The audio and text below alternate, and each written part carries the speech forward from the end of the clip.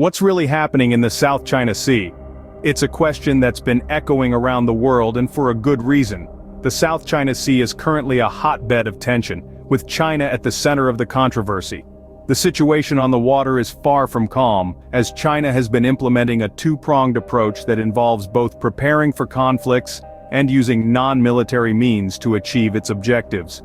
China's maritime insurgency has been largely dismissed as a distraction, but it's proving to be a lot more than that. The waters have been a stage for ship collisions in the Philippines' exclusive economic zone, a clear indication of the escalating tensions. But it's not just about the skirmishes at sea.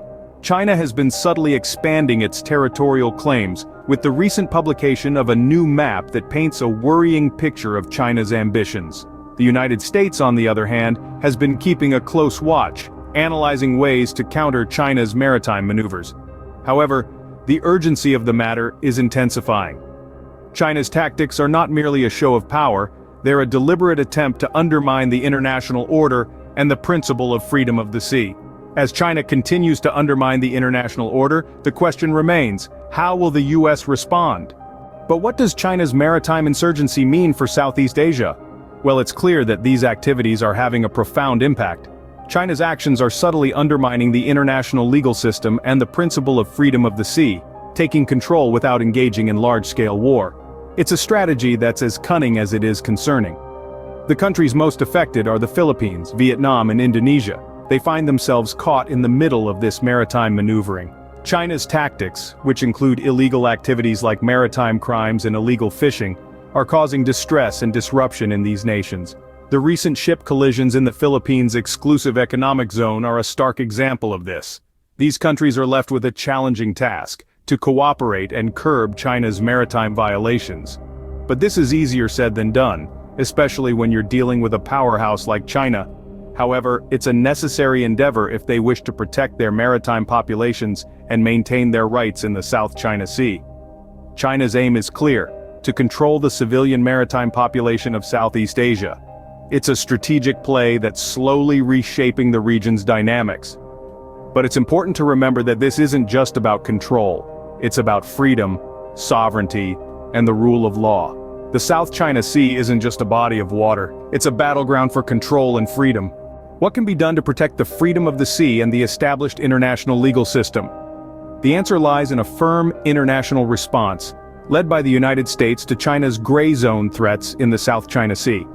These threats not only undermine legal norms and maritime freedom, but they also pose a significant environmental risk. The destruction of coral reefs in the South China Sea, a concern for marine scientists worldwide, is a stark example of the ecological impact of these actions. So, what's the strategy? The United States must take a stand, drawing a clear line on these maritime transgressions. The upcoming Asia-Pacific Economic Conference provides the perfect platform for this. Hosting the conference, the United States has an opportunity to showcase its commitment to an open and free South China Sea, sending a clear message to China and the world. It's time to transform words into action. The United States, together with international allies, must take decisive steps to curb China's maritime ambitions, ensuring the preservation of international law, maritime freedom, and the delicate marine ecosystems. The South China Sea is more than a geopolitical hotspot. It's a test of our commitment to international law and the freedom of the sea. Having understood the gravity of the situation, let's now delve into the possible course of action. The United States, with its international allies, could launch a comprehensive campaign to counter China's maritime expansion. This campaign could involve diplomatic pressure, economic sanctions, and increased naval presence in the region.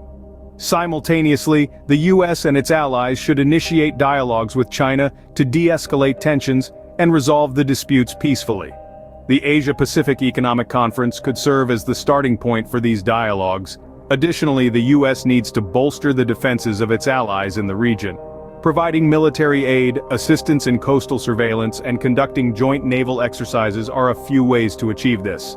The international community should also consider taking legal actions against China's maritime transgressions.